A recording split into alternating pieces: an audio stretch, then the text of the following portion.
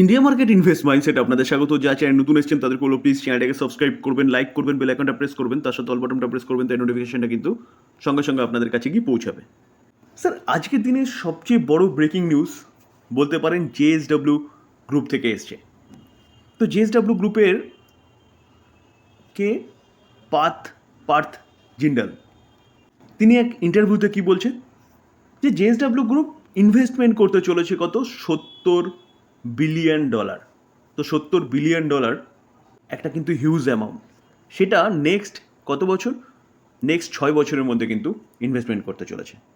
তাহলে বলতে পারেন জেএসডব্লিউ গ্রুপ তার বিজনেসটাকে ডেভেলপমেন্ট করার জন্য বা বাড়ানোর জন্য এত টাকা ইনভেস্টমেন্ট করতে চলেছে। তো সেই জায়গায় দাঁড়িয়ে জেএসডব্লিউ গ্রুপের কিন্তু বিজনেস বাড়তে চলেছে। তো চলুন দেখে নিই যে কোন কোন সেক্টরে বা কোন কোন কোম্পানিতে এই এত টাকাটা তারা ইনভেস্টমেন্ট করতে চলেছে। স্যার, প্রথমত মাথায় রাখবেন যে জেএসডব্লিউ গ্রুপ হচ্ছে একটা কংগ্লোমারেট গ্রুপ, যেখানে কোম্পানিটা স্টিলের বিজনেস রয়েছে, রিনিউয়েবল এনার্জি বলুন, পেইন্ট বলুন, সিমেন্ট বলুন, অটোমোবাইল বলুন, ইনফ্রাস্ট্রাকচার সেগমেন্টে বলুন, এতগুলো সেগমেন্টে কোম্পানিরা কিন্তু বিজনেস করে।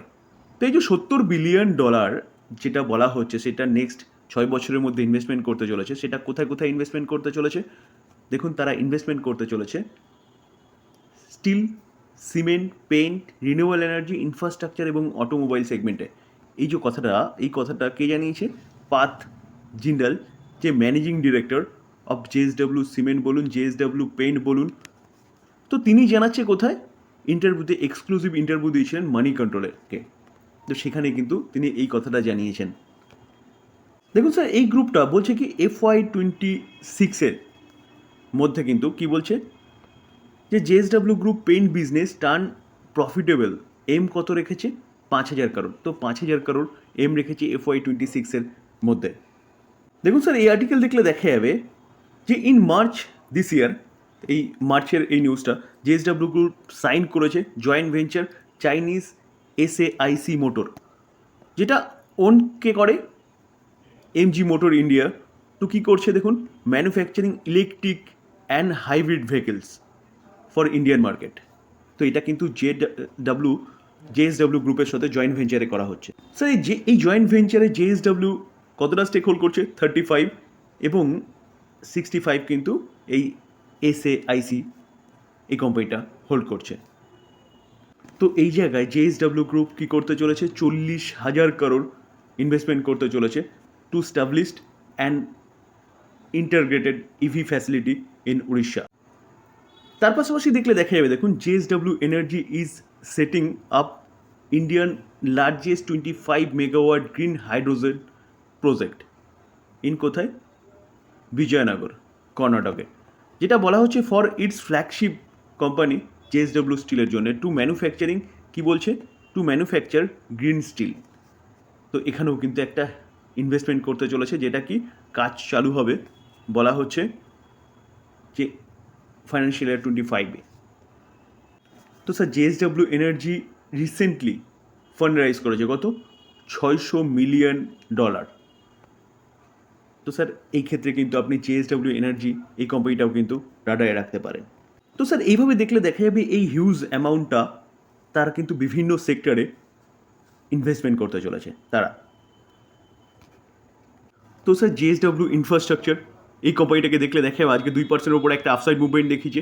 এই কোম্পানিটাও কিন্তু আপনি রাডারে রাখতে পারেন। দেখুন, 1 বছরে 84% এবং 5 বছরে দেখলে দেখা যাবে কিন্তু 68%, যেখানে কোম্পানিটা লিস্টেড হয়েছে 2023 থেকে।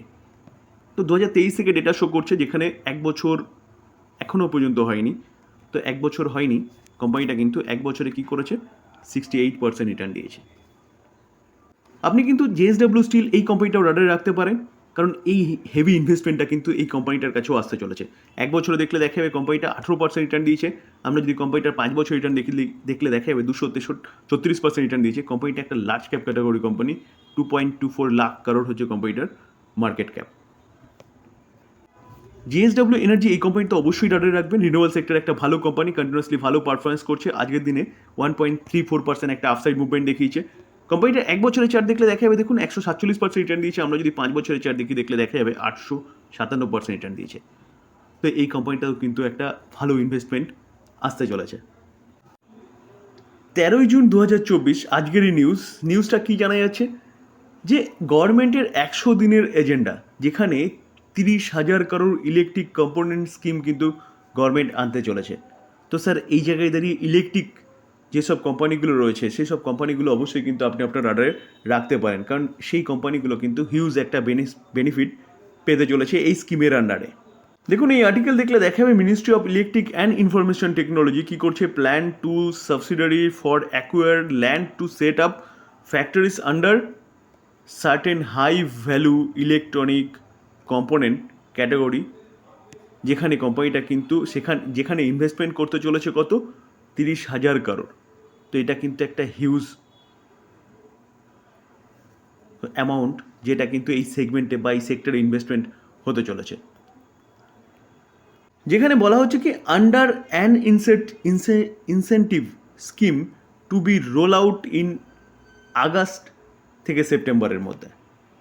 তার জন্য দেখা যাবে দেখুন ডিকসন টেকনোলজি আজকের দিনে 5%-এর ওপরে একটা আপসাইড মুভমেন্ট দেখিয়েছে। এই কোম্পানিটা কিন্তু কন্টিনিউয়াসলি ভালো পারফরমেন্স দেখাচ্ছে। দেখুন এক বছরে যদি দেখি তাহলে দেখা যাবে কোম্পানিটা কিন্তু 148% রিটার্ন বানিয়ে দিয়েছে। 5 বছর 2358%। কেন? কারণ গভর্নমেন্টের পলিসি। যে কোনো দেশের কোম্পানিকে যদি ভারতে এসে বিজনেস করতে হয় তাহলে ভারতীয় প্লেয়ারদের সাথে অর্থাৎ ভারতীয় কোম্পানিদের সাথে ট্যাপ করে কিন্তু বিজনেস করতে হবে। তো সেই জায়গায় দাঁড়িয়ে কিন্তু সেই সুযোগটা এই কোম্পানি পেয়েছে। তার পাশাপাশি যদি 30,000 কারোর ইনভেস্টমেন্টের কথা যেটা বলছে স্কিমের কথা, সেখানে কিন্তু এই কোম্পানিটাও লাভবান হবে। তার পাশাপাশি স্যার ভারত ইলেকট্রনিক কোম্পানিটা শুধু ডিফেন্স সেগমেন্টের কোম্পানি না, কোম্পানিটা কিন্তু ইলেকট্রনিক সেগমেন্টেও যথেষ্ট এক্সপোজার রয়েছে। তো আজকের দিনে এই কোম্পানিটাও দেখা যাবে দেখুন 4%-এর ওপরে একটা আপসাইড মুভমেন্ট দেখিয়েছে। তাছাড়া এই কোম্পানি নিয়ে কিন্তু আরেকটা ভালো নিউজ পাওয়া যাচ্ছে, যেটা কিন্তু প্রিভিয়াস ভিডিওগুলোতে আমি আপনাদের সাথে আলোচনা করেছিলাম, যে এই কোম্পানিটা JM ফাইন্যান্সিয়ালের অ্যাকর্ডিং, একটা ব্রোকিং হাউস JM ফাইন্যান্সিয়াল, তাদের অনুযায়ী কিন্তু এই কোম্পানিটা নিফটি 50-র পার্ট হলেও হতে পারে। তো সেখানেও কিন্তু কোম্পানিটা একটা অ্যাডভান্টেজ বলতে পারেন। আজকের দিনে 4.5%-এর কাছাকাছি আপসাইড মুভমেন্ট দেখিয়েছে, যেখানে যে ইলেকট্রিক 30,000 কারোরের যে স্কিমটা গভর্নমেন্ট আনতে চলেছে সেটা লাভবান তো পাবেই, তার পাশাপাশি ডিফেন্স সেগমেন্টে কিন্তু একটা বড় যোগদান এই কোম্পানিটার রয়েছে। দেখুন কোম্পানিটা এক বছরে 149% রিটার্ন দিয়েছে। আমরা যদি 5 বছর দেখলে দেখা যাবে 720% রিটার্ন দিয়েছে। কেন? কারণ গভর্নমেন্ট কিন্তু মেক ইন ইন্ডিয়া বা আত্মনির্ভরের উপর জোর দিয়েছে, আর এই কোম্পানিটা কিন্তু ডিফেন্স সেগমেন্টে হেভি একটা যোগদান রয়েছে। তো এই কোম্পানিটাও কিন্তু আপনি চিন্তাভাবনা করতে পারেন লং টার্ম ইনভেস্টমেন্টের জন্য।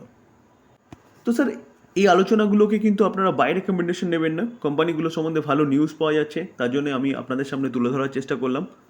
তো আমি সেবি রেজিস্টার্ড পারসন নই, তো সেই জায়গায় দাঁড়িয়ে বাই সেল রেকমেন্ডেশন একদম দিতে পারি না। এটাকে আপনি স্টাডি পারপাস নেবেন, এখান থেকে লার্নিং নিয়ে আপনি চিন্তাভাবনা করতে পারেন যে কোম্পানি নিয়ে বাই করবেন কি না।